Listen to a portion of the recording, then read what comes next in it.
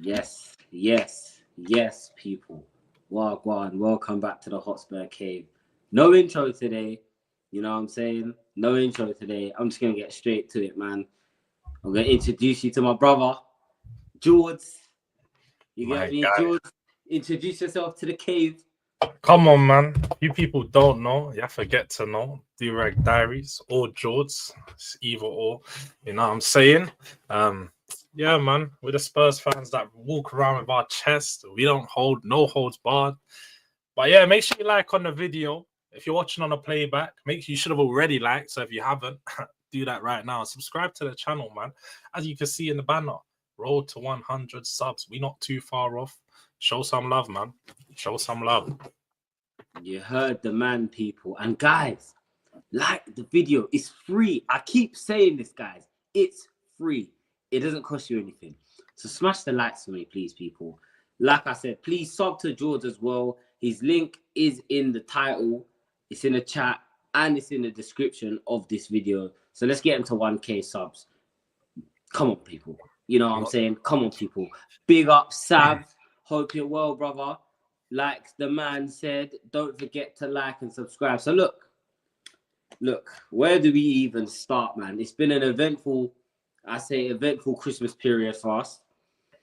Let's start with the Liverpool game. You know what I'm saying? Let's start with the Liverpool game. Liverpool 6, Tottenham 3. You know, what was your That thoughts was after real that white full heart pain. time? That was real white heart pain, bro. Because that's one of those games where you're just sitting there. And I don't know if you remember this, but I remember very vividly about 12 years ago. I think it was 12 years ago. This time, 12 years ago, when Andre Villas-Boas got sacked. It was a 5-0 drumming. I think it was around the 20th of December as well. So I was getting flashbacks. At 5-1, I had the flashbacks. I was like, nah, man, this is Andre Villas. And I remember watching that game, and to be honest, I was in a very, very similar place with AVB where I'm at with Ange right now. And I was sitting, I was like, do you know what? I feel like he's done a decent job. I feel like we've not given him the tools to actually do a proper job, and we're letting him down with the team, but also the results are the results, and you can't really deny what's actually happening on the pitch. A new manager comes in and made us better ultimately. So with AVB, I remember that time it was like, like this isn't good. We're not in a good place. And that 5-0 was a big, big wake-up call for us. Now, this 6-3 was a huge loss. Obviously, to concede at 6 at home it's not acceptable. It's not acceptable in any format. And even if it was 6-5, the score, just conceding 6 in general, it's far too much. That goes to show a lot of the holes, and it exposed a lot of the holes that we've got right now. Obviously, you can't take nothing away from Liverpool. They are the best team in the league by far. They're the most consistent team this season. We've seen that with their position in the league. They're first. They're about 8 points off the team behind them. And they've just been so good. They've been flawless in Champions League as well. We've got them coming up in the Carabao Cup. So they're battling on all fronts, and they're leading in all these competitions. So there's no surprise, obviously, that Liverpool was going to beat us. Obviously, we was all hoping to get a decent result and get a good performance. But it's one of those games, isn't it? I suppose we could look at Ange and say, yeah, he could have adapted and he could have made the scoreline less embarrassing. But do we think that any manager would have got anything better out of those players, or anything could have changed? Nah, I don't think with those players available, no manager, no tactics, nothing we would have done would have stopped us from losing. So it's one of those games where you just have to sit back, you have to look at it and be like, all right, cool.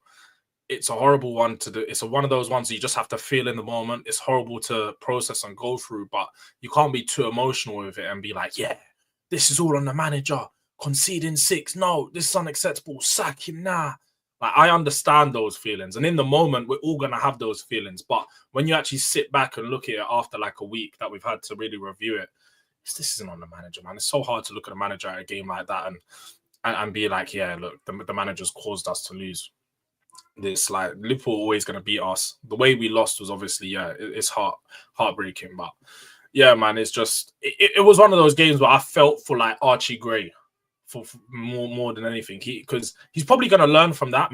I don't feel like he's going to pick up anything from that game and be like, yeah, this is what I'm going to change. But mentality wise, these are the games that help you grow in it. Like, I'm sure everyone's played football as a kid. You might have had a game as a youth kid where you've been slapped up like a 7-0 or something, and you told yourself, this is never going to happen to me again. These are the type of games as a young player you need to sort of build your character and let you know that, like, if you're going to want to compete, you can't accept these type of performances. You can't accept these results for your team. So you got to give more. But yeah, man, it was a hard result. White heart pain for real, literally, man. White heart pain for real. And I think, you know what? Yeah, look, as much as like, I don't necessarily think this manager's done himself any favors, yeah, but with that Liverpool game, I think it was one of them ones where after a while I kind of realized that, look, the Liverpool, innit, like, they're flying right now, as you said already. I didn't expect us to win the game at all. I would have been happy. I wouldn't have been happy, but I'm saying, like, I would have been cool with a 3-0, like, you know what I mean, or a 4-1. Even a 4-1 is like, I'll be real. The 6-3 is better than the 4-1 for me. Nah, man, you know what I'm saying? Because do you know what it is for me? Yeah, I feel like Liverpool kind of just gifted us those 2 goals, man. I felt like they just kind of fell for us, and we just took the chances, which you have to do at this level. You have to take the chances when they come to you, bro. I think it's fair to say that they took the foot off the pedal, innit? They weren't going for the goals at that point. They'd realised, look, we're 5-1 up. We don't need to keep pushing Tottenham here. Let's just sit back and concede some pressure. But I think it would be doing our team injustice to say that they didn't, like, Liverpool gave us those goals. So I thought they're very well worked moves. Like the pass to, was it Solanke? No, the pass to Kulusevski from Solanke for his goal was class. And that finish from Kulusevski, again, class. Like, I don't think we could take anything away from the players, that the way that we created those goals, but you can definitely say, like you said, I think the players for Liverpool had sort of took the foot off the pedal and be like, yeah, we've already won this game. So they weren't mad at conceding those goals. If the game was 1-1, they probably wouldn't have let those goals or let us play through them as easily. Yeah. No, I agree. And I see the thing is, as well, when you look at these type of performances and these results that we get in, yeah, it's almost like, what do you really put it down to? Because for me, I think that these players have been burnt out. And what I mean by that is, I think this style of football, it works. When it works, it really does work. I think, yes, with better players, it probably would work on a more consistent basis. We can all agree we need better players. Every fan from every team would say they need better players. Do you know what I'm saying? But I think for me, the amount of games that we do play, I feel like, yes, this isn't even just talking about the high line. It's more the high intensity for me. Do you know what I'm saying? The man for man. That's what it is. That is the problem with his system, is how, like, when people tell me his tactics don't work to win games, I'm just like, well, you're chatting rubbish, because he's won leagues, and furthermore, I've seen Tottenham batter teams off the park, like a Man City, like a Man United. Even Arsenal at home this season, we should have won that game. We played better than them. They just defend really well. They're very defensive, resolute defensively, as we've seen in a lot of their games this year. They don't give up much. So I can't really look at the players. Not look at the players. I look at the tactics and say the tactics don't work. Now, what you brought up there is the issue. It's the sustainability of the way that we play. It's not sustainable with the squad size that we have across a full season, especially when you're playing Europa League, Premier League. I think that's one of the biggest things that people fail to realize as well. Last season, we didn't play with the Europa League schedule, so we wouldn't have been as burnt out as we are right now. But this season, we trimmed our squad, and we've added in the Europa League schedule, which we know from when we was in it back 7-8 years ago in Pochettino, this used to kill us. Even with our best teams, the Thursday, Sunday football kills every single team. There's barely any teams in the Premier League that manage to finish in the top 4 and do well in Europa League. It's either you choose either or, because you get burnt out at some point throughout the season. We're suffering with it heavy right now. And the biggest part about it is, like you said, we're not even having the rotations in our team to be able to swap players in and out. Look at Chelsea. For Conference League, they're doing 9 changes because they can afford to, because they've got a good enough squad. And also, it's fair to say that the Conference League, the level of it allows you to make that many changes. Yeah. But Chelsea have the ability because of the squad size to make 9 changes, then come into the Premier League, and those players have had a whole week rest. They're just rested up. Tottenham, we're playing 2 games a week, 2 games a week, 2 games a week. Every single player is involved. We have a core group of 13, 14 players that play every single game. We use the same 2 to 3 substitutions every single game. There is no variation that we can use due to our squad size. And that's why it's very hard for me to sit here and like look at Ange again, because I know every team can sit here and say they need personnel, but with Spurs in particular, if you look at where we was a few years ago, let's just say 5 or 6 years ago, squad wise, to where we are now, it's a huge drop off, and there is no valid excuse from our club or our board as to why that's the case, because our money and the earnings have been going up like this. We're earning more than any club in Europe right now with regards to like match day revenues and these things. Tottenham is one of the most profitable clubs in world football. So there's no reason why the money's going up, but the football's going down. That doesn't make sense here. So the squad size and everything should be going up. We aren't like other clubs. We should be comparing ourselves to the biggest clubs in world football, but we can't, because our owners aren't serious about going back to the club and actually doing things. But money-wise, we're there. So there's no excuse from the board, man, for me. Like that's why I give the manager leeway, because the board and the club have the resources to do so. It's just a lack of wanting to. Daddy. Yeah, of course. And in my opinion, yeah, I feel like sometimes we have to take a step back, you know what I'm saying? We have to separate the emotion from it and take, like, these are things that I don't blame Ange for. Like, for example, squad size. Even though I think, yeah, cool, in the summer this is where we need to start, we need to bring players in the summer. Even if, yeah, you know what I would rather? I honestly would rather us bring in 7 players and 5 of them are crap, but they can do a job. Then us bring in 3 players, yeah, that are decent, and then they're struggling for fitness and we're having to rotate. He doesn't even want to use the youngsters, bro. Do you know what I'm saying? What is with the youngsters thing, yeah? The ones that I do accept by Ange, when like his comments the other day, I was like, Ange, you're not helping yourself here, you're digging a hole. We have England under-19s captain in Alfie Dorrington, and I'm pretty sure he won the league for our under-21s, under-23s, whatever they're called, the Premier League 2 anyway. I know our youngsters last year were like unbeaten half the year. They were on fire. They were They're cold. Will Lancashire, this whole group of them, man. Will Lancashire, that this is supposed to be like the golden age for Tottenham right now, of all the youngsters we've got coming through. So there's no excuse as to why he's not opting to use Alfie Dorrington, because I generally thought this is a top prospect for us coming through. Now, if Ange doesn't rate him, then that's fair.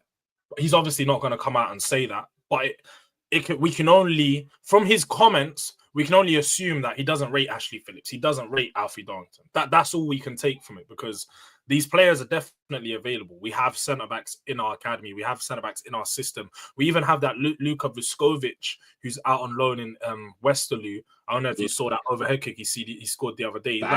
He's got 6 goals and 1 assist this season. He's the highest goal-scoring teenager in Europe right now. It's crazy. And he's a centre-back. That's higher than like the Garnachos and all these, man. Like, my man's doing his thing. I'm not sure on his defensive abilities. Obviously, he's 6'5", so he's a big boy. I think one of his standout qualities was that he's good in the air. That was one. And look, Mickey's great, but Mickey isn't very good in the air. I don't know if you've noticed that. Mickey isn't the greatest in the air. Do you know what I'm saying? And also, I think as well, yeah, listen, giving these youngsters a chance, like we're us as the fans, we understand they're youngsters, right? They're coming up through the academy. They need to build themselves up. They build their careers. The fans are not going to turn on the youngsters. Do you know what I'm trying to say? I, for one, definitely won't.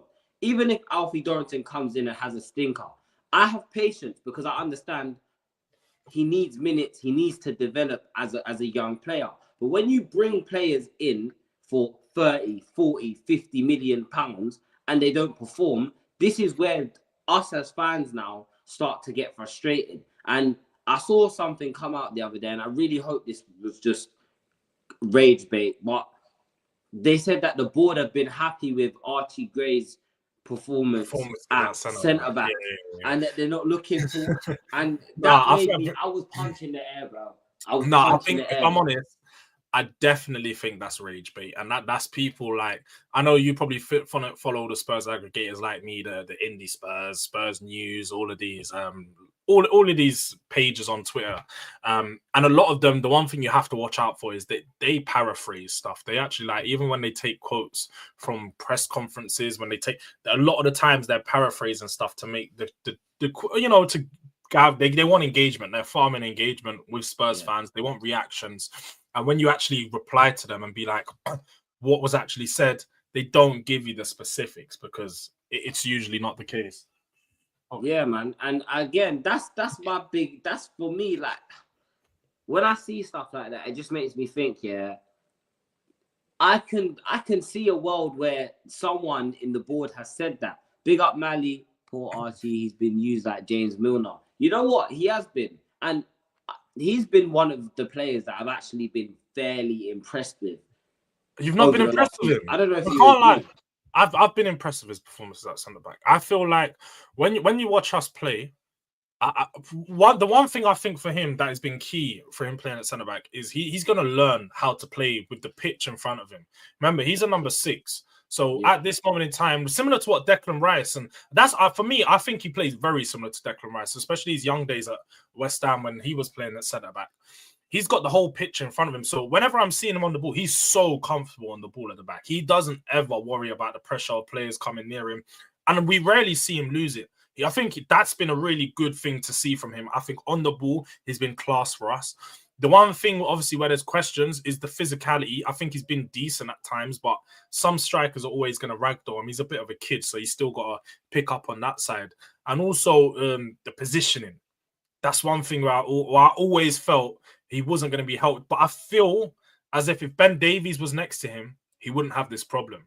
I think the problem is you've got Dragusin, who's still a very young player himself, can't take nothing away from him. I think he's 22. And he's still growing. He's still very rash, very aggressive. And I mean, I'm not impressed with him at all. I'm not a big fan of Dragusin. I think he doesn't suit us in any shape, way, or form. But he's here and he's been having a few decent performances. But I think Archie Gray's performances at the back and some of the times when you've seen him exposed, most definitely in that Liverpool game, the space he was taking up is because of he hasn't got a leader next to him. He's not got someone communicating to him constantly, telling him what to do. That whole back line is full of young, inexperienced players right now. Pedro Porro himself he's considered a senior player for us. But he's a young player. Was he 24, 25? He's only been here for 18 months. Sorry, not 18 months. It's been about 30 months now. He come 2.5 years. Bloody hell. Look, he come in January. The January that Conte left. That's when Conte left. Yeah, so 2 years now. He's been here for 2 years now. And to be honest, Porro is one of those players that have been like very up and down. Attacking can be good, but he's defensive deficiencies are leaving me to question whether he's even good enough for us at right back going forward. But the thing is, right, and this is one thing I think Tottenham fans seem to forget as well, right? Udogie and Porro, they're not fullbacks, they're wingbacks. They come from systems where there's 3 centre backs to cover up their defensive deficiencies. Do you know what I'm trying to say? So in this system, the way they get used, and I think this is why Ange kind of relies on them to go forward so much, because he knows that defensively they're not as good. But again, one thing I notice is that other teams, their wingers usually track back. I don't really see a lot of tracking back from only Werner, and I hate Werner with a passion, but only Werner I see really track back. Yeah. And try and help out his fullback. I think it depends who we're playing on those wings, isn't it? Son doesn't track back because he just doesn't have the legs. So when he is tracking back, he's doing a lot of, you see, he's just sort of trying to close the lanes, trying to get interceptions, but he's not going to press high or he's not going to run back and put in some really dog work defensively. He just doesn't have the legs. I think that's been clear to see Son all season. And then Brennan Johnson, there's just no excuse. I'll be real, there's just no excuse. His work rate in general is poor, whether he's pressing high up the pitch, whether he's doing defensive work. The defensive work is just not existent. Like there's been so many times where he's lost 50-50s. The Ipswich goal in particular, when we lost that game, that overhead kick, like it was a simple 50-50 which he should have won, and it was just poor. He didn't even put in the effort. So I think I think ideally Ange wants wingers that are gonna do these things, put in work, but we just haven't got the right profiles at the moment, man. Like and even if you saw, I don't know if you saw the January transfer window targets that Paul O'Keefe brought out. Tottenham are looking for a winger and a striker. So there's obviously some deficiencies in the front line that he's noticed and he knows, and he has said a few times this season. And I've maintained, as much as we've scored a lot of goals, we should be scoring a whole lot more. The problem is we don't have a reliable front line that can actually hardly anyone's clinical there. Son's not as clinical as he was for maybe it was 6 or 7 years ago now, but he was one of the most clinical players in world football when he was at his best. Nowhere near that best. Solanke is just, hit and miss in front of goal. I'll be real. I knew that coming into Tottenham when he was coming here. I knew he's always hit and miss. Not very clinical, but he has some good finishes in him. Then everyone else, we ain't got no one else clinical outside of that. None. So we need attacking help and someone that's proven, ideally, that can come in and impact our front line instantly. 100%, man. You get me. Mali says if you're gonna allow the fullbacks to fly forward, you need a 6. Yeah, most definitely. I agree. Look, I think if we can, personally, and a lot of Tottenham fans might disagree with me, I think it might be time to cash in on Bissouma this summer. I think we give him. Till the end of the season. Nah. I think maybe we can start looking elsewhere. I don't know. Or even Bentancur, one of them too. Bro, I'd get cancelled if I said what I really thought about Bissouma. This guy is an absolute bum. He's a certified bum. Get him out of my club this January window. ASAP. Bentancur, he was class the other day. I think he lets us down, similar to Romero with his temperament. Man. The South Americans just like this. Yeah, you don't expect aggressive. They'll give you a good performance all game and then just go get a red card just because they couldn't hold their head and just think like Bentancur's yellow card was in the 94th minute. Like, is this guy stupid or is you just dumb? And now he's suspended. That was my and he knew he was gonna see it suspended because as soon as he got it, he's spat punching the floor and that. And I'm like, you donut, bro. Like, you didn't even need to do that. Just let him run. Yeah, like the game was done. We knew we wasn't winning at that point. Just leave it. Like, it wasn't like there was on a counter attack as well. It was going out for a throw in, and Blood just went in for a 50-50, clattered him. Oh yeah, no. Bentancur, I love him. It's just that temperament, man. You know what? I take back what I said. I'd keep Bentancur. I like having players that are fiery. I like the firing, like, you know what I mean? Because it means, for me, it just means that he cares. Even seeing how frustrated he got after that, it means he knows straight away, this is on me. And I want to see that. I don't want to see players trying to, you know what I'm saying? We got a question here for you, George. I'm going to run and go get the door for my little brother. He's come to visit me. All right, cool. I will leave you with this question, though. All right, Mali. What I will say is on Son and Johnson, I don't think Son and Johnson should be in our system entirely going forward. Really, they should both be used for the back end of the season. They should be used as substitutions to come off the bench and impact the game. Son, obviously, in some games can still have a high impact, but he shouldn't be used as. It's tough, man, because the inverted winger thing is. I don't feel like we should play with inverted wingers. I feel like we should be signing players to play on the touchline who can beat their man. Now, I get why you're thinking this way because they both run off the shoulder defenders, but the only way that the inverted wingers works for both of them is if we're playing on the transition and we're countering teams constantly like we did against Wolves. Otherwise, then we're not going to find much space in behind for both of them to be inverting and finding gaps in the defense. Also, for like if they're both inverting as well, we've just got a full team of inverted and everyone's just crowding out the middle of the pitch. So we're going to lack width. that's one of the things with Ange's system that I've found to be a problem so far this season, just in general. He has to switch up, and he is shown at times in some games with the fullbacks doing overlapping, one of them inverting, one of them overlapping, and vice versa. That's what we need to see, because I think at times you've got two fullbacks coming into the midfield space. You've got Kulusevski soaking up the midfield space. Then you've got Maddison in there, and then you've got Solanke, who's just trying to back off on defenders and create a chance to play into his feet or chest so he can hold it up. There's just too many people in the middle. You need to take some of the defenders away, especially on the low block. You need to take some of the defenders out of those positions, make them drift out wide. So for me, no, I don't think we should play with two inverted wingers. I think we need two touchline wingers, and the way we get that is by signing someone else, and hopefully Odebert coming back ASAP, man, because I think he's been a big miss for us this season. Speaking of players, bro, I bought this little guy. Come here. I bought this little guy, and I named him Kulu, bro. I named him Kulu after my baller. You get me? Because listen, let's talk about Kulusevski, man. This guy has been the shining light in a dying season. He has been. I can't name a game where I think, barring the Leicester game, maybe, he's been on form the whole season. The whole season, for me personally.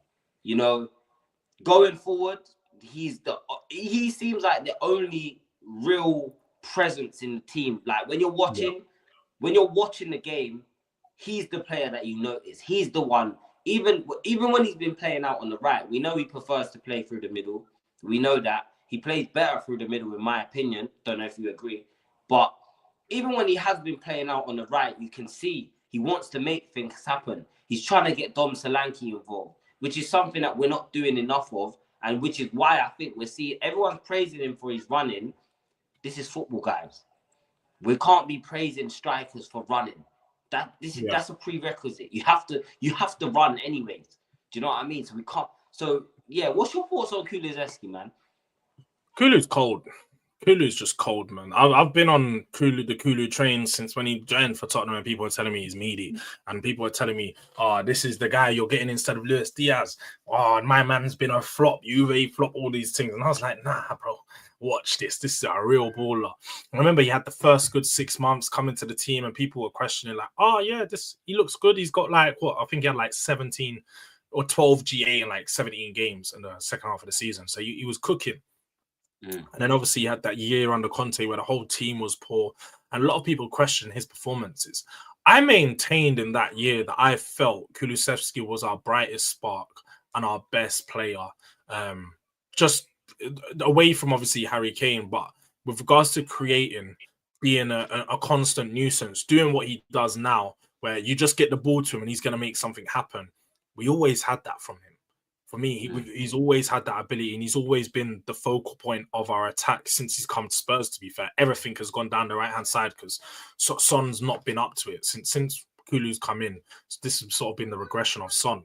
So everything's been based down that right-hand side, especially since Porro's come in too. Now, I think he definitely plays best in the middle. We've seen that this year. Just down the middle, he just gets so much freedom of space and gets freedom to create for the left-hand side, through the middle, for the right-hand side. And there's just so many runners. That's what I feel like he's benefiting from, where he's got the ball in the middle and he's picking it up, driving through. He's got a runner on the right, runner on the left, and he's got all these players giving him all these options. So you're starting to see the best of him. Yeah. Now, I definitely think he can improve. There's definitely been some questions regarding him in front of goal. Like, Kulu needs to... I've been seeing it more often recently, like where he's starting to realize, I've got to take the responsibility. No one else in this team wants to step up. So you're seeing him shoot more.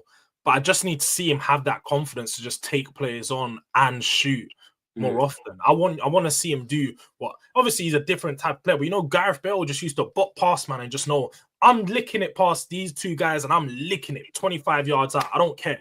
I'm going to just keep shooting. And one of them... Yeah, man. I want to see him become a final action player. Like, yes, that exactly. I feel like Maddison, we thought he was going to be that. He is that sometimes. I can't take nothing away from him. His GA doesn't deny that. But outside of that final action, he just doesn't do it enough for me in the moments where we need him to for Maddison. Whereas he does have that final action play to his game. He does always find a way to get a goal or assist. But Kulusevski does everything outside the final action a lot of the time. He'll do the pass to the assist, and like even the little the goal that Johnson scored against Wolves was some great play from those two.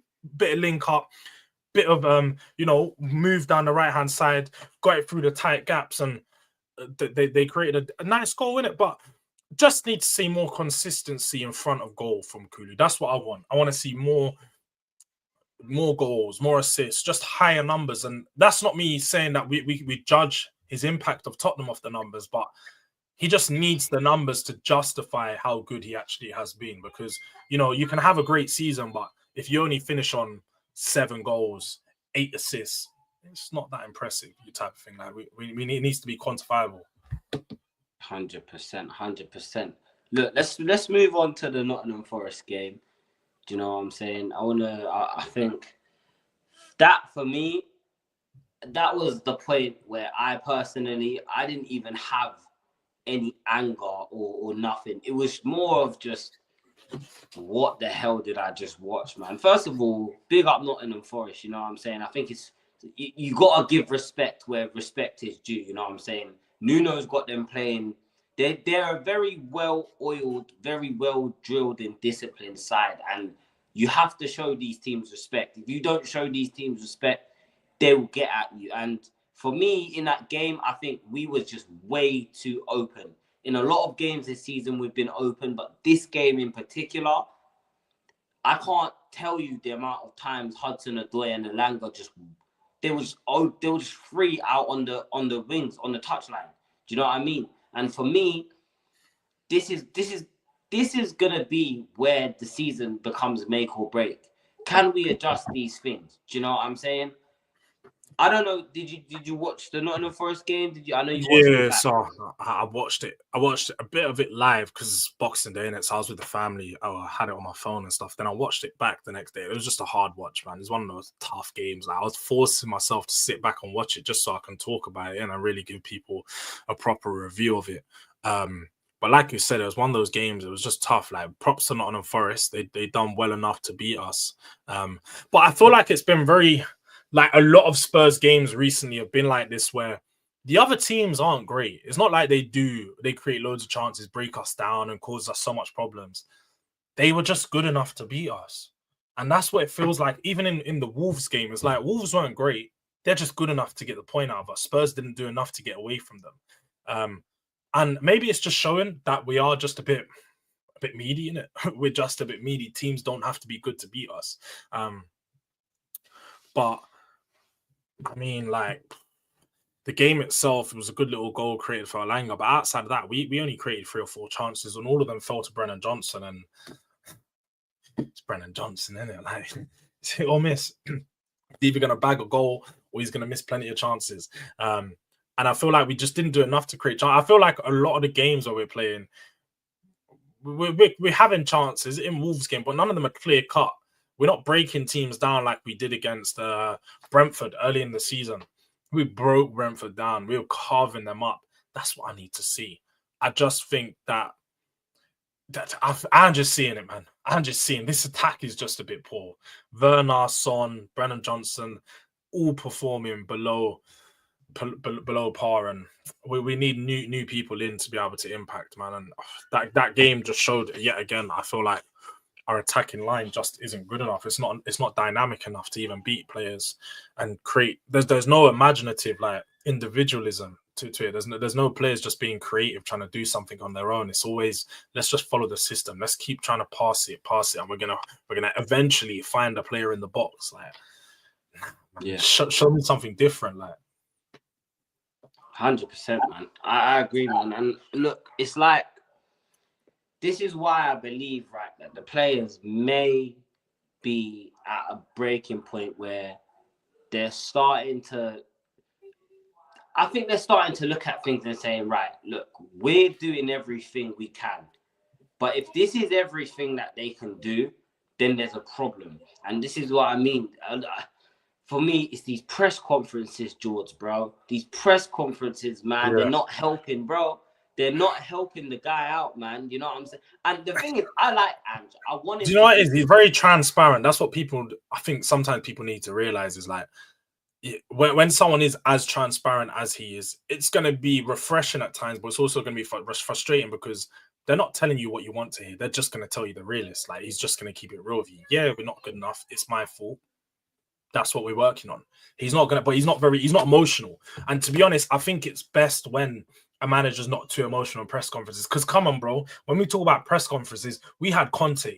How is it after games when we're losing, we're already heated, and then we've got our manager going, it's the history, it's the Tottenham. Like, my head was on fucking Mars after that game. I'm sitting there thinking, this manager's disrespecting my club after I've defended him against all these men. Like, this what my man's doing? Nah, this ain't running. This ain't running.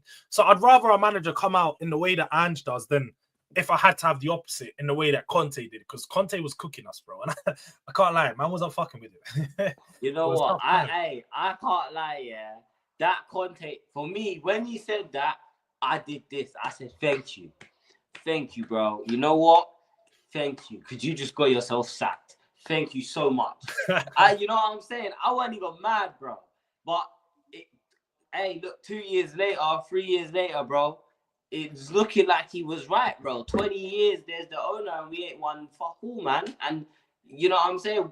If we don't fix up, yeah, and I've been saying this for a while, I think even I'm guilty of this as well, yeah. We keep saying Levy out and all of this and that, yeah. But how can you be screaming Levy out while simultaneously putting money in his pockets? X said this in his video yesterday, right? And while the money is money in, Levy ain't going nowhere. Unless the stadium is empty, Levy ain't going nowhere. And the thing is, again, I want to back the manager, but the manager has to give us something to believe in. Give us some hope. You know what I'm saying? Even him after games, the guy looks defeated, bro. He does.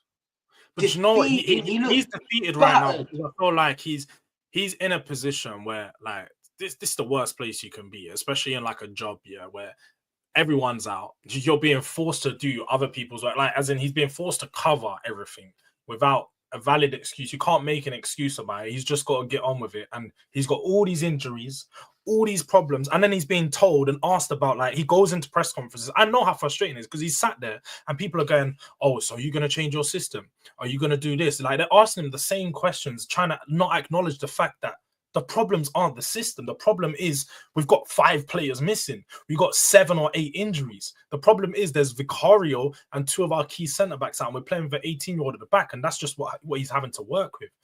And I feel like he's getting very frustrated in these interviews because people just keep going round and round in circles, and it's just a narrative they like to spread. We saw yesterday Amorim come out and said, if I was going to go against my principles, then this would be game over. Like, there would be no point in doing this because I believe in the way that I play football. I'm going to continue to try and implement that way. But when Ange says that, it's like, oh, it's who we are, mate, and everyone wants to make fun of it. And it's like, nah, all managers have this same thing. As most managers anyway, where they have a certain play style and they don't defer from it, no matter what. Mourinho never deferred from his play style. My man was sit back and counter for 20 years, and he still is to this day. They aren't going to change, especially when you've been successful in your past. And to be fair to Ange, in every club he's been at or everywhere he's been at, he's had some part of success. Now, he's only in his second year in the Spurs career to say that he's not been successful here, so he's still got time to build up to that. But when you're referring to the Levy out stuff, I think it's definitely concerning that we've had 2 senior players come out in the past month and pretty much not attack Levy, but indirectly point out the comments and make comments towards the club not having enough players in the squad. Because I don't know if you saw what Son said the other day. Son was like, the most important thing is that the main team members recover well. There's some parts of injuries that need to be managed well. I told you before the season, but there are so many games that there are cases where injuries are inevitable. I think we should pay attention to these parts. I'm thinking once again that the club should pay more attention to this. The club should be paying more attention to the fact that, look, he's even said here, he knew injuries were going to be inevitable when there's so many games available. He's basically saying the club knew the amount of games that we're going to play. The squad's not big enough. This was always going to happen. people need to start looking at the club and they need to look at the board. And that's Son, that's our captain. Romero, our vice captain, come out the other day, defended the manager and said, look, the board and the club isn't helping us, isn't providing us, giving us the tools to do the job. And Son's just come out and said pretty much the same thing. So I feel like it's very damning on Levy. I'll go quickly go get a door. Give me a second, bro. Yeah, no worries. No worries, man. Hey, I listen, guys, I agree with what George is saying. You know what I mean? He's spot on with everything. In terms of getting the owners out, look, the only way we're gonna get these owners out, guys, I'll be honest, is if we stop putting money in their pockets, guys. Do you know what I mean? But unfortunately, that's not gonna happen. That is not gonna happen. Mali says that makes the best managers, in it, sticking to your guns. Yeah, I believe in sticking to your guns, man. I believe in sticking to your guns. However, at what point does it become delusion? Do you know what I'm saying? At what point does it become delusion? You can't just not adapt in this Premier League, man. Do you know what I'm saying? It's too fast paced. It's too intense. There's too much going on. You have to be able to adapt. And I think that is the problem with Ange. And we're going to touch on the Wolves game before we wrap up the show. Oh, there we go. Bear with us, guys.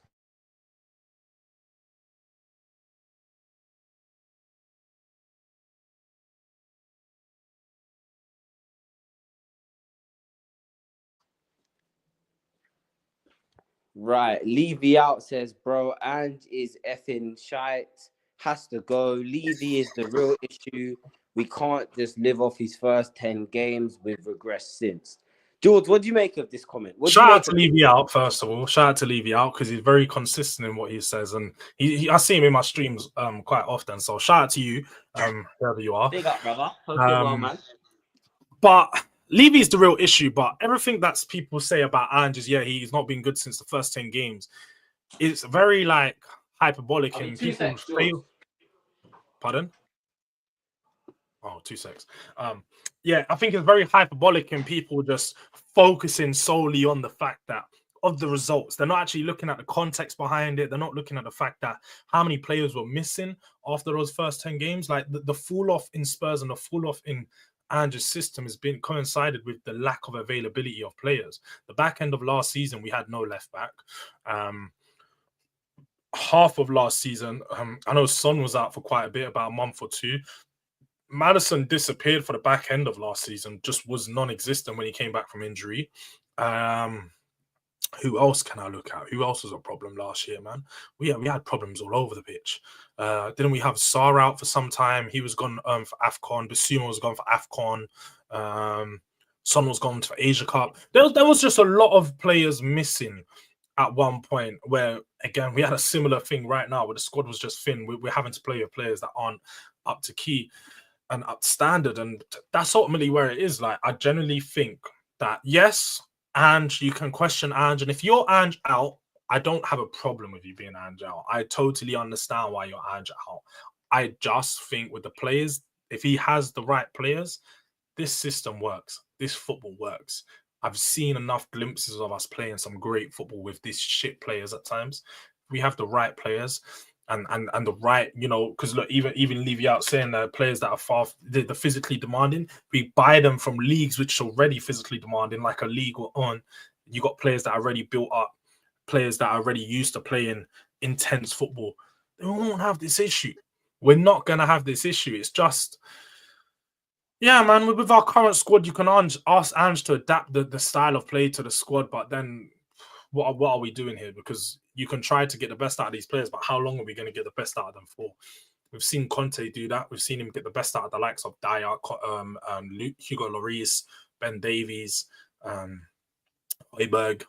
Like you make these players perform out their skin for 6 months, and then they go back to their level after a while. So, yeah, man, I don't think we need to change the system to adjust for the players or anything like that. But the reality is, though, is it really a coincidence? All these players are dropping like flies. No, it's definitely look. I've always addressed the fact that it's been the questions regarding sustainability of the football are valid. The injuries, the high amount of injuries are definitely caused by a high intensity way of playing. But what people do need to fail to realize is naturally players are going to get used to this way of playing. Your muscles will build over time. When you're consistently training at a certain level, you're training at a high intensity, you're going to get used to that. Your lungs are going to get used to it. Your body and your muscles are going to build, and you're not going to have this issue as long as people think. Well, it's not going to be a consistent issue throughout Andrew's tenure. I think like you see players like Kulusevski, Pedro Porro, they don't struggle with the fitness demands because were already used to it. It's just new players coming into this system that weren't fit, or players that just aren't used to playing a high intensity system. They will struggle, especially at first. Spot on, man. You know what I mean? And listen, like I said, I want the best for everyone at this club, man. All of these players. I don't like I'm sure George will agree, I don't like feeling angry towards the players after games. I don't like feeling like, yo, you ain't giving us everything that I know you can. I don't want to feel like that. Do you know what I mean? But hey, man, Levy out says the reality is it really a coincidence these players are dropping like flies? Yep. No, it's not, man. It's not. And with the amount of games as well, man, you know what I'm saying? There's a lot of games now, just in the calendar year in general. Just in people, and do you know what? It's funny that like people are highlighting this to be like an Ange thing or Spurs thing, but every team in the league is suffering. Like since last season and the past, I'd say since that 2022 World Cup, the schedule's been fucked. We all know the schedules for football have just been messed up since that World Cup. And they've added more games into the season. The Champions League has more games. Europa League has more games. There's a Club World Cup.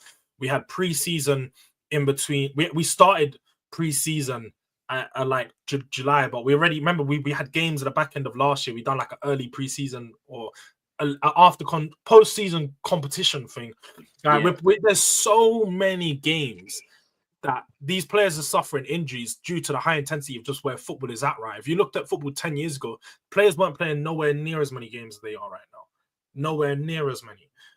So with that, injuries are going to come. It's not just Ange's system. It's the way football is right now.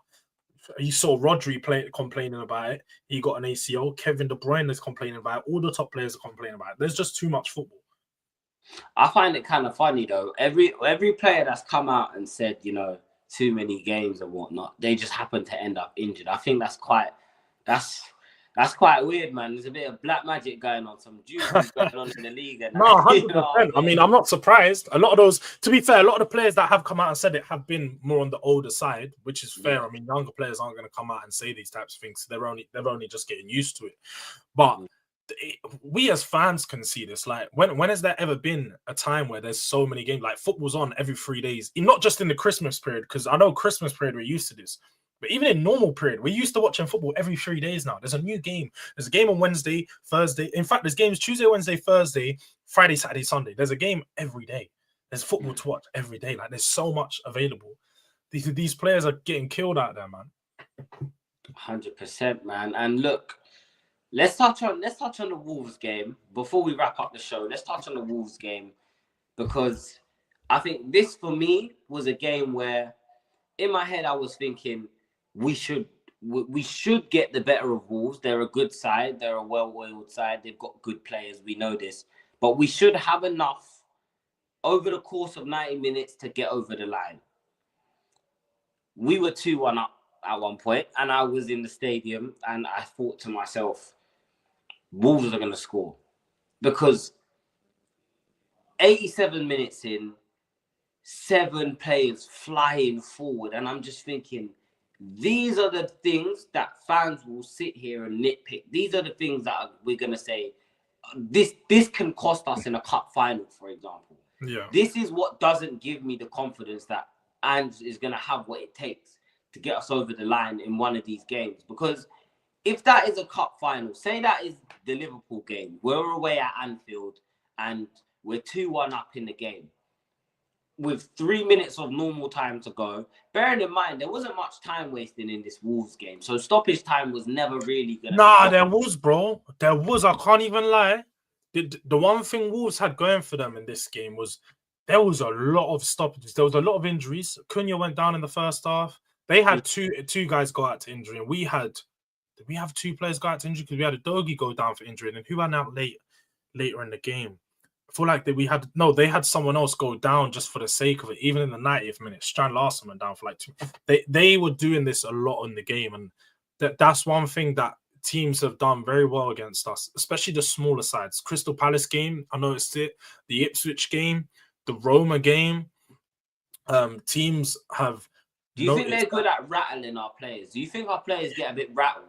Tottenham, the only way we score goals is when we're in the flow. When the team's flowing, they've been playing the ball around a bit, and we need some time to sort of build up into it. And when teams just constantly break down the play, constantly going down, getting a lot of fouls,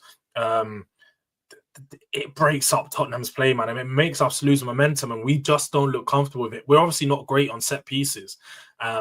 And we give away a lot of fouls. The way that we play, we have a few, and our midfielders are just naturally aggressive. Kulusevski, he gives away a lot of fouls, to be fair. He does piss me off sometimes. I'm watching him in like 90th minute just give away stupid fouls. Ben's called the same, Bissouma the same.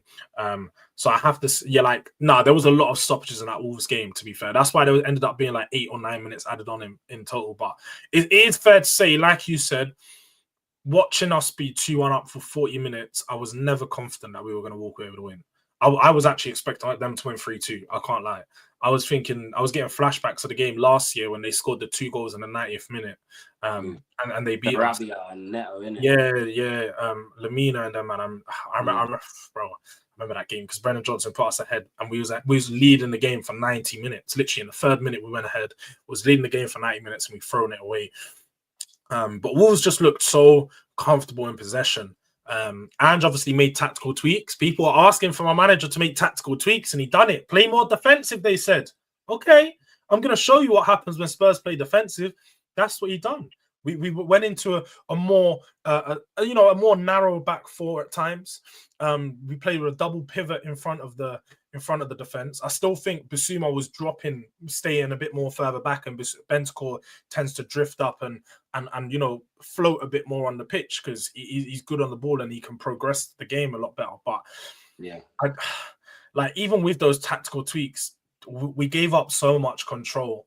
So Wolves had end up having 56% possession, which doesn't seem like that much, but when you actually watch the game, they controlled large parts of it. We just had moments where we're catching them in the transition and then we're moving the ball around, but we're breaking down the play ourselves. And we kept breaking down play on the right-hand side because Gusim, Porro and Brennan Johnson, when they're all together, it's just grenade launcher football, bruv. All 3 of them. It's like a classroom of naughty kids, man. Literally, bro. None of them know what to do, what is right. And the thing is, Porro knows what to do because when he's on that right-hand side with Kulu, he's cooking.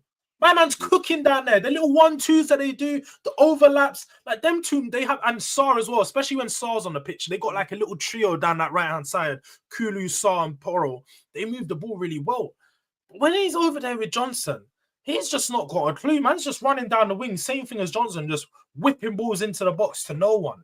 Just, inshallah and cross. Bro, we need to see more from them, man, at times. But yeah, no, Wolves done really well to break us down. They don't really. Their new manager's got them playing some good football, and I was surprised to see the turnaround because even in that second half, they had no Cunha, and they were good, man. They were good. That Guedes in midfield was causing problems. They've got some good players. I really like that João Gomez too, man. João Gomez, we were looking at him in the summer. He could definitely be someone that comes in and adds something to us. But for the midfield, I feel like we need to sign a 6 before we sign anything, man. If we're not looking to play Archie Gray in that 6 in summer, by the summer anyway, I'll start to integrate him there. We need to sign someone to play that position. 100%. What did you think of it, though?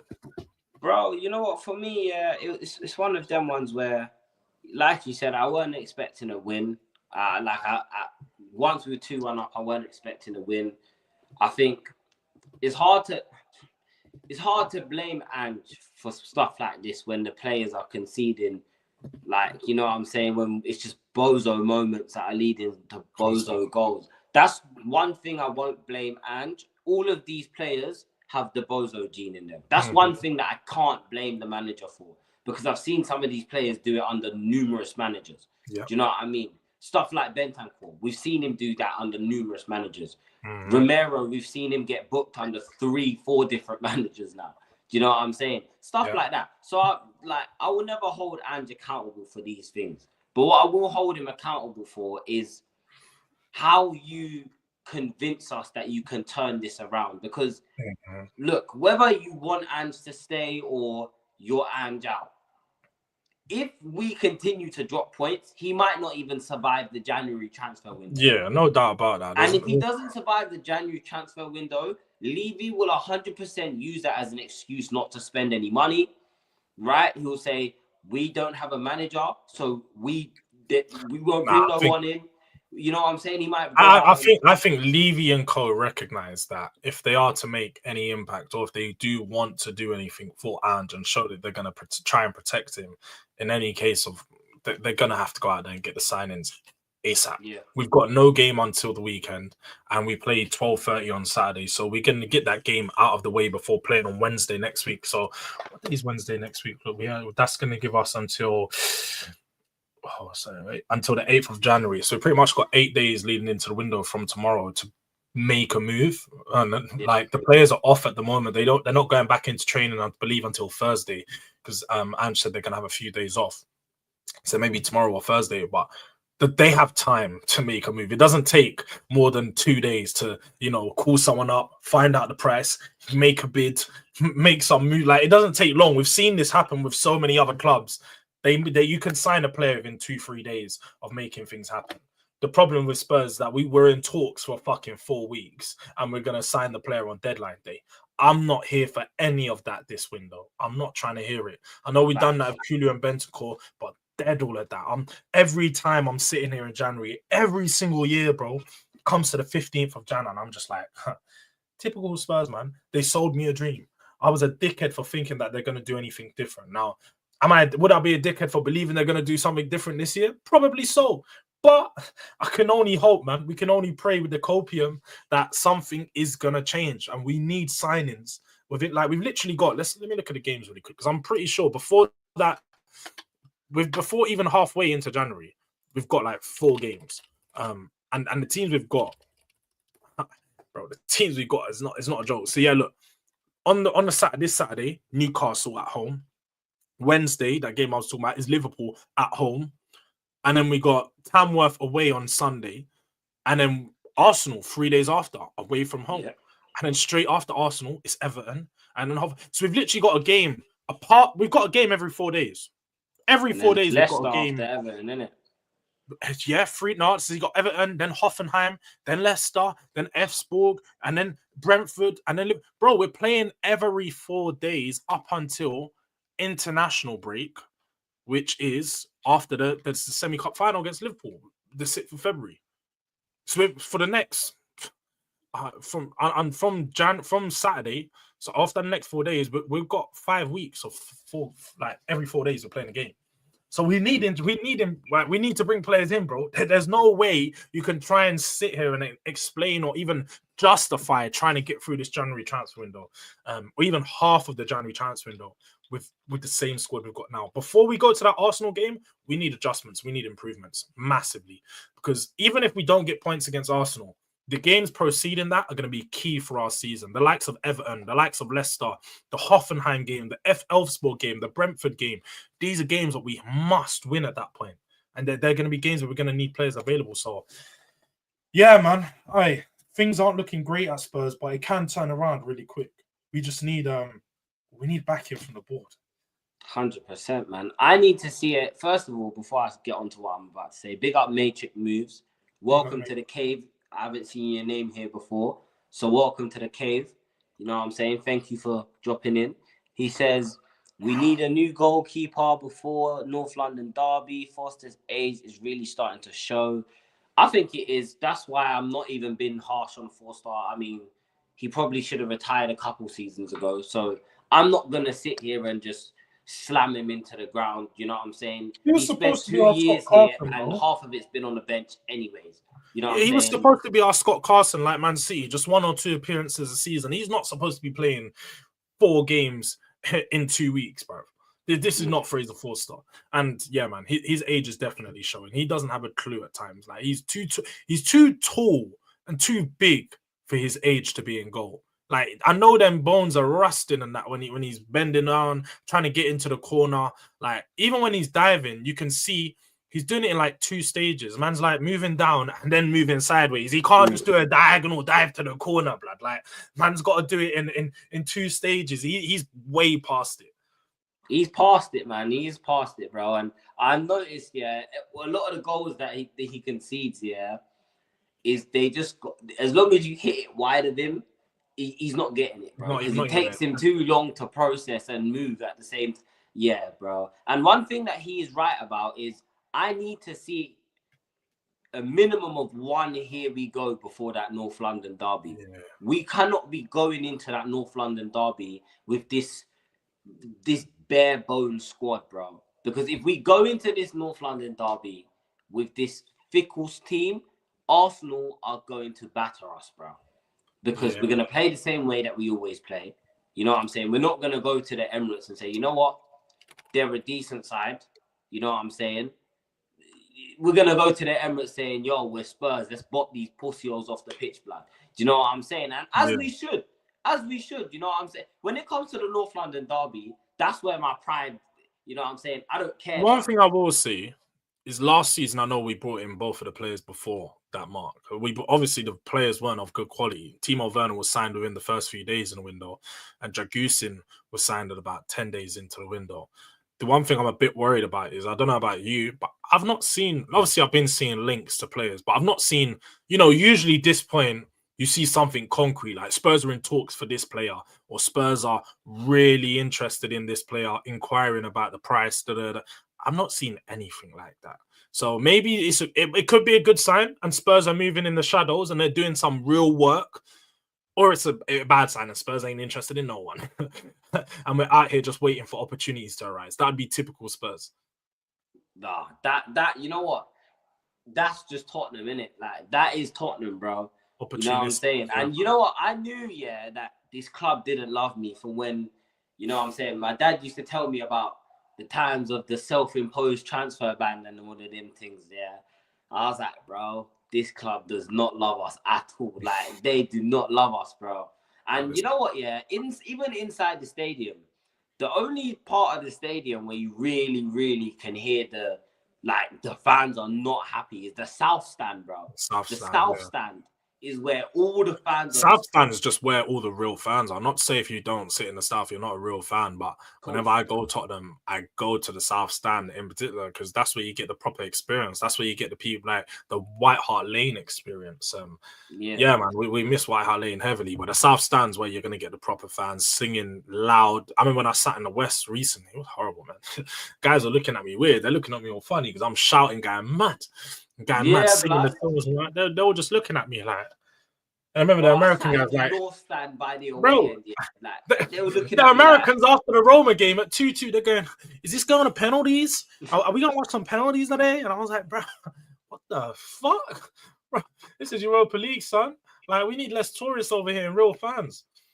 You know what I'm saying? And you know what? Maybe I'm of the mindset, yeah, where it's like, if you want to bring tourists to the stadium and to the club, educate them.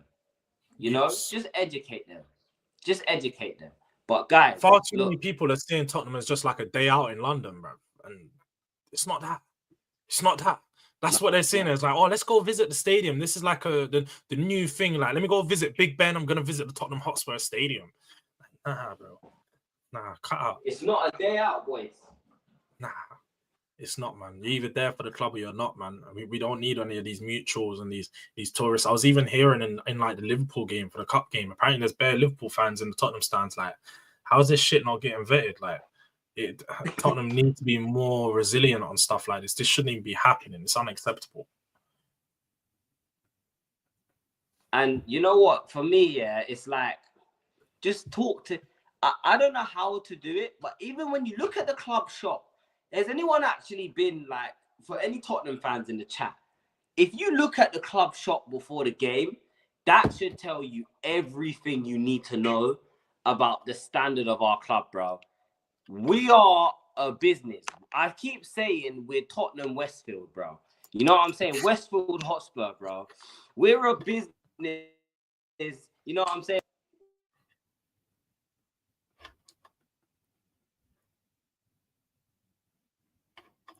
The man, oh shit, man, just cut out completely. I guess I'm here. Hey, yo, we're a business, people. Yeah. Well, I mean, I'll take over from here. You know what I mean? There is. No, I'm joking. Blacks will be back in a second. But nah, he's making a very good point. He's making definitely a very good point. Spurs, since we've had Levy and Cohen, the focus on the football side of things is scarce. It's very scarce. We really don't have a focus on the football side at all. It seems to be that they're more focused on building hotels, getting these NFL partnerships, getting these stadium tours booked in, you know, Mary J. Blige, 50 Cent and them things. And who else? I even saw recently they was promoting, what was they promoting, man? The Squid Game stuff. What was going on with that? Why am I seeing us, man, 6-3, 5-1 down, and I'm watching the man from Squid Game bop out onto the pitch like, yeah. Like, what's going on? What is going on? I was fuming, bro. Why am I watching these, man? Yeah? Out here with their waps walking down the sidelines like some fucking stewards, and we're getting clapped at our backyard.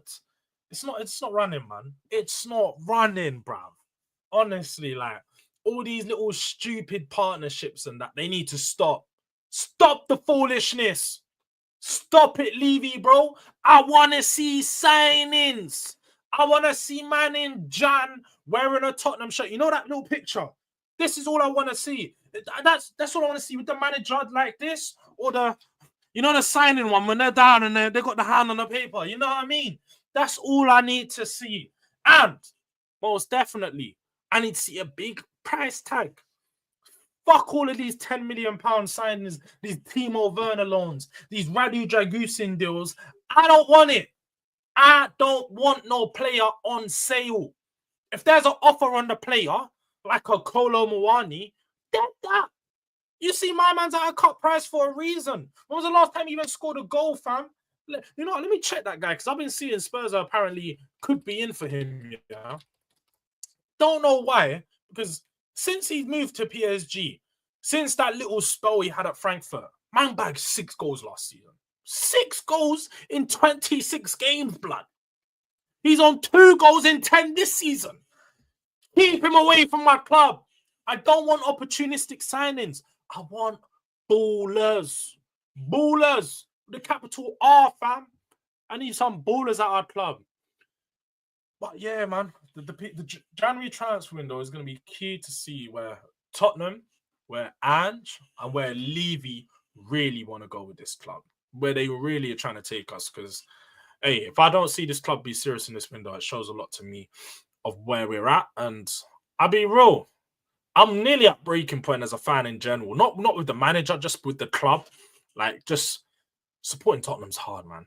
Supporting Tottenham is hard as it is, but if they can't go out there and show us some ambition this January transfer window, I really don't know what I could do. I really don't know if I'm going to be able to continue this. I'll be real, guys. Because as much as I love my club and I love talking football and these things, yeah, man's not going to be one of these fans out here that's hating on my club every week. It's not that. Oh, wait. Blacks is finally showing face. Man's been back, on people. no face, no case the whole stream, and now he's here. You know what it is, yeah? We've had, obviously, I've got the little bro come to check me from come back from mom's and that. Then the flipping device wanted to just die out of nowhere. Didn't want to give me no low power warning or nothing. But it's all right. It's all right. Listen, I was listening to everything that was going on. You know what I'm saying? That Squid Games thing pissed me off so much, bro. I got so rattled. I was big up Dave, yeah, because I was standing next to a guy called Dave, bro. And Dave said, I left my wife and kids for this crap. I could have watched Squid Games on Netflix. A big up Dave, because he's talking facts, bro. Dave's talking facts. You know when we're losing like 5-1 and you're watching these man come down. Doop, doop, doop. Like, what the fuck is going on in here, bro? Nah, yeah, trust me, that Squid Game bullshit was mad. That was crazy. And again, that goes to show that we're just a tourist destination because no other club in London, or even I can't imagine another club just letting that run on like a big game prior to the Christmas. Prior to Christmas, huge home game against a team like Liverpool, and you're doing up like exhibitions with Squid Game man walking around saying hello to fans of these things. Dead that, man. Dead ridiculous. That's a joke thing, saying that day, that's why I said they're laughing in our faces, bro. The owners are 100% laughing in our faces. And you know what? Like, I was really deep in it, bro. This is why this Levy out crap, yeah? Like, even me, I've just stopped saying Levy out, bro, because he isn't going anywhere. He's like, yeah, you can make your chance all you like. You're still going to pay your 80 quid for your seat. You know what I'm saying? You're still gonna spend 60 quid on pints. Because the pints are ridiculous, by the way. It's like £7 for a pint. Do you know what I'm saying? And I know that because I've worked there. So I know for a fact the food, bro, you get a sausage roll that's like this big, bro. For like £5.95. It's stupid. Literally, like that size. So on them some small fat sausage roll. You know what I'm saying? A normal like Coke is like £3.95, bro. £4 for a bottle of Coke. Like, do you know what I'm saying? Their pockets have been lined. So George, you know what? I feel like it's only right, yeah, that we discuss before we wrap up the show. We just quickly discuss some realistic options that could come in January to not only bolster the squad, because I don't think I feel like we need to strengthen the 11. I want to see some players that can come in now and say, yo, Son, you're not, I mean, he's the captain. That's not going to happen. Porro, you're not performing. You know what I'm saying? Spence has obviously been that for us. But who do you believe that we can bring in to strengthen the squad and the team in January, bro? Do you know what? Players-wise, it's actually hard to pinpoint players in particular because I know what my wish list would be, but being realistic, whether my wish list is going to match up to Spurs, I'm not too sure. Like, I'd be looking at a player like Cunha. If you want to bring in a player, we apparently want a winger / a striker. Bring in a Cunha who can play both on the wing and on the strike. And do you know what? In a Spurs fashion, that works out. That's two players for one position. Yeah, it's cutting a corner, but it gives us that break until summer where we can actually sign someone properly rather than just taking an opportunity. And Cunha comes in to impact the team straight away. He'd probably cost about £50 million, which is a good fee for him. You can see he's on form right now. He's a good shout as well. Doucouré is a DM. He's been good. I'd also look at what's my name, but he just went to Juve. Not Marcus Thuram. Is it Kefren Thuram? Kefren Thuram. Yeah, he's good. He's good in the 6 as well. I just think that it's key that we sign 3 players for this first 11. I'd say 2 players in particular for the first 11, and then 1 player that would consistently play off the bench or someone that can consistently impact and be an option for us. And so obviously we've got Yamin Hyuk. She's going to be available for the next game. Will be interesting to see how he plays, if he gets any minutes, if Ange's going to trust him off that right-hand side.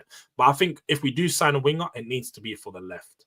We need to sign a winger who can play off of the left because Son and Werner are the 2 weakest links in our attack right now with regards to consistency and, you know, overall play for us, impacting the actual game when we're moving around. I know Son in the final third does still get goals, does still get assists, but we need someone like Mali's saying here, someone that's prem-proven and can play on that wing and go in, slot in straight away. So, yeah, but one thing I will say on the goalkeeper situation, I am willing to wait for the goalkeeper and not sign anyone just off the back of Vicario is going to be here in February, more than likely. If we are going to sign someone, we should focus on getting them signed at the back end of the window. Let's focus on getting players that are actually going to improve the outfield team. And then if we need to bring in a goalkeeper, we can bring them in at the end of January, someone a bit young, because it's going to have to be a younger goalkeeper anyway, because we need someone that can compete with Vicario. And they're probably going to have to be English, because our homegrown quota is really poor right now. So if we can get someone in off of that, I know James Trafford we've looked at. There's been the Sunderland goalkeeper, I've got his name, we've looked at him as well. There are options. But I want to focus on getting players on the outfield, man. Kelleher, that's a good shout. I can't even lie. But I don't think he comes to Spurs to be another second man.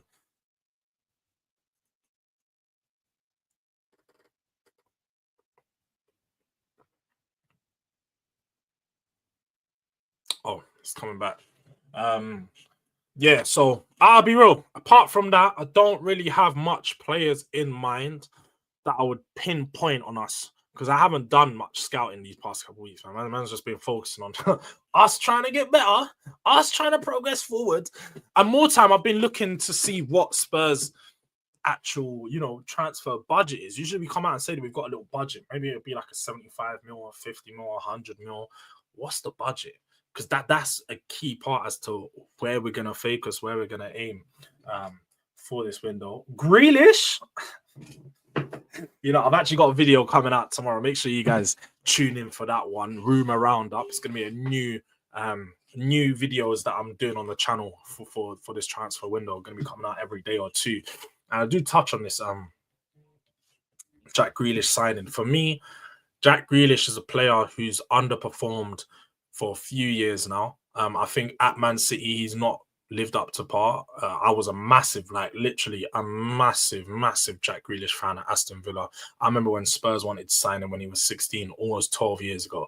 So I've been a big fan of him for a long time. But Pep has just dumbed his game right down, took all the creativity out of him, knocked all the imaginative all the imaginative DNA that he had, it got knocked right out of him by Pep.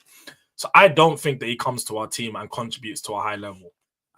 He also, you have to factor in the fact that he's going to have high wages. I don't think that he would come to Spurs I don't think Spurs would facilitate the move unless it's a loan, and City are going to pay a lot of those wages on loan. Do I think that's realistic? Probably not, considering us being, not City's rivals per se, but being another top 6 team that could impact their season. I don't see them selling a player of his quality and paying to, get rid of him essentially to us. I see it as a very unrealistic move. And also, we have to be honest, man. Him and Madders together, out here partying and them things, living up London lifestyle. I don't know about it. I don't know. Way too much distraction. This guy loves a night out as it is. Manny's a good night out. But think about London for this guy. With all the, all the distraction in the world, all the things, yeah? You know what I mean? If you've ever been out in Mayfair, been out in little Kensington, been out to a Chelsea, there's nothing. I don't need my star players having that distraction. So Jack Grealish, I'm good, man. I'm good. I'm gonna steer away from a Grealish, but Endo, that's another one. I'm gonna slide off of Endo too, man. Endo, wouldn't take Endo. Nah, Endo's not up to required quality for me. Plus, isn't he like? Is he not like 35 now? I don't know. Guys, how old is Endo? I'm checking right now. Endo is not. So I'm wrong. I knew he was in his 30s, but he's 31. He turns 32 in Feb. He's a fairly old player. Man. So I don't know if we're gonna want to sign him. What do you think, though? Who would you target? For me personally, I think me and Mali were talking about this on our weekly show, Cooking with Jay and Mali. If you guys haven't seen that, by the way, definitely go check that out, please. Do you know what I'm saying? Check that out. Yeah, check that out. I don't know what just happened to my camera there, but yeah. Anyways, I would bring in Decore from Everton. I think we need someone who's a destroyer. Do you know what I'm saying? We need someone who can just. Do you get me? You can just sit in that midfield and just say, you know what?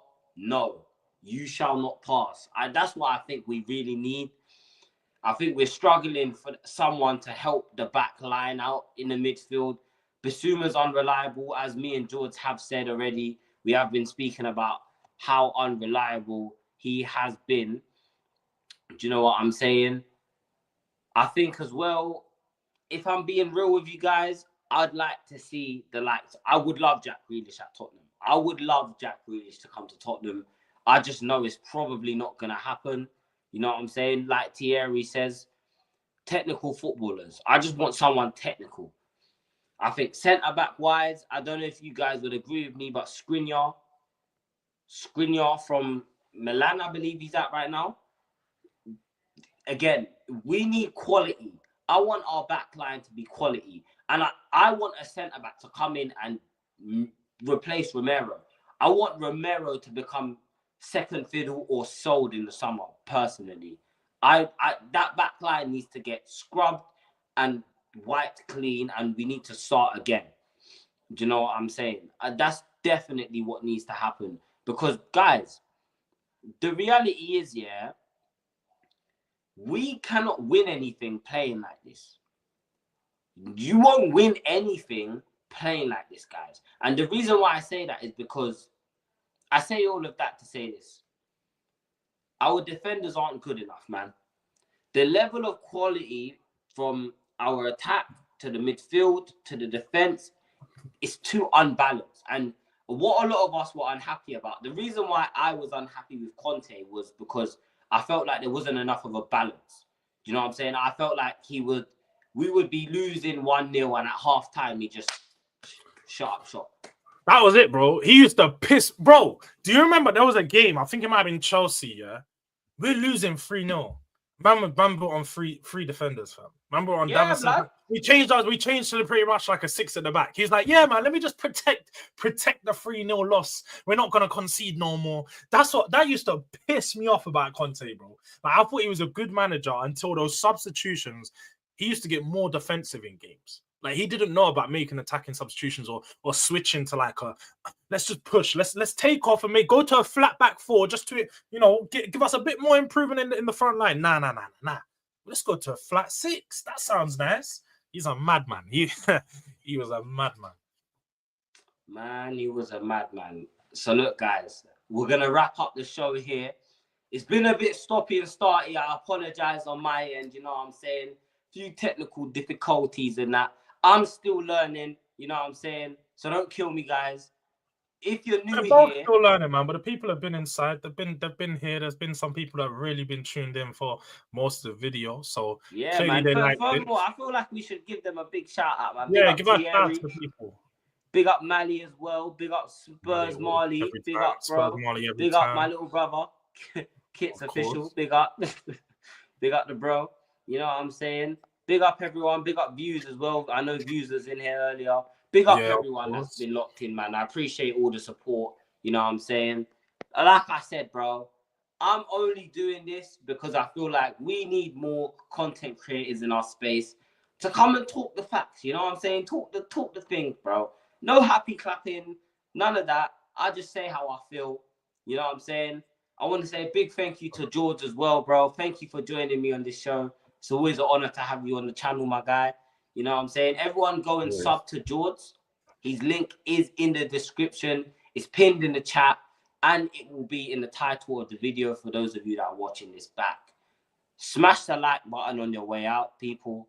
Sub to the channel. We are on the road to 100 subs, guys. We're like 5 subs away. So can we hit that today, maybe?